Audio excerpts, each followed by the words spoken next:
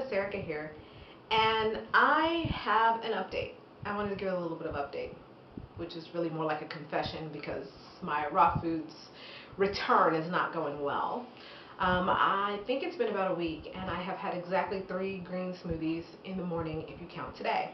I had one in the evening just to say I did, but my goal was to have them every morning for breakfast so that A, I'm eating breakfast, and B, it starts the day out right. And I've only managed to do that twice before today, and then today makes 3. Yeah, not good. But I have a plan. Um, Part of the reason that I haven't been able to do it is A, it's just still difficult to carve out time for myself in the morning with 2 little bubbies in the house. And when I do have time for myself in the morning, when they're asleep, I don't want to run the blender. It's a Blendtec with a 2 horsepower motor in it. I mean, it's like a motorcycle running in the kitchen. So what I'm going to do, the plan is to mix up green smoothie enough for 3 days. So I'm going to make 3 days worth of green smoothies and put them in the refrigerator and then have 16 ounces of it every day. And I'm not a fan of storing juices or smoothies in the refrigerator because they oxidize so fast. I'm okay with cutting up fruit and putting it in the refrigerator because just the surface of it oxidizes and the rest of it is pretty well protected. But once you've blended the entire thing, and it's all surface area. So I don't like that, but I think it'll help get me back in the habit, which is what I need first in order to get back to craving them, which is what leads to craving other raw foods. So it's a process, and I'm going to allow myself to bend my normal rule, like I have had to bend many others since I've become a mother of twins, and just put them blended in the refrigerator. What else? I was exposed to gluten. I don't know if I mentioned that I'm gluten intolerant. I think I've mentioned that somewhere. I need to do a video especially about that and how I discovered it and whatnot. Maybe it's in my raw foods video.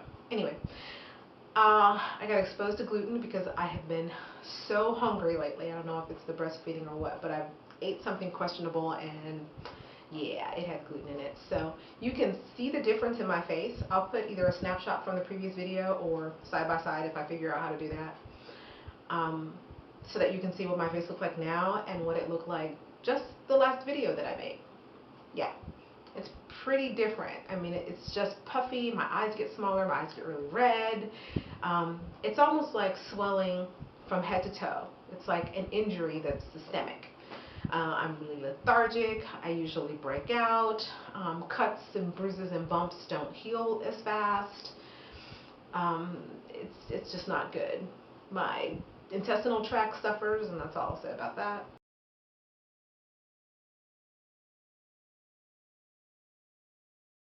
So I have to have at least 3 or 4 days to recover from the gluten intolerance or from the gluten exposure.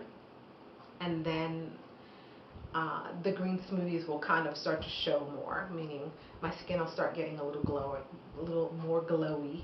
And that's if I can manage to get in a green smoothie every day after I've gotten past the gluten reaction.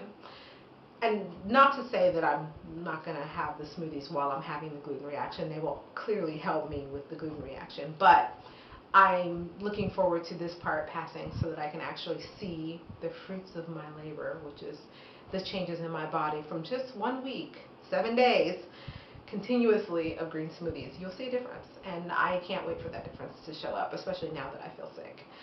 So that's it as far as the update goes. I will update you guys again probably in another week, and I'll do another little video to talk about what I did to my hair, but it's still in mini twist for the most part, but I'll do a 30-second video about that. Talk to you guys soon.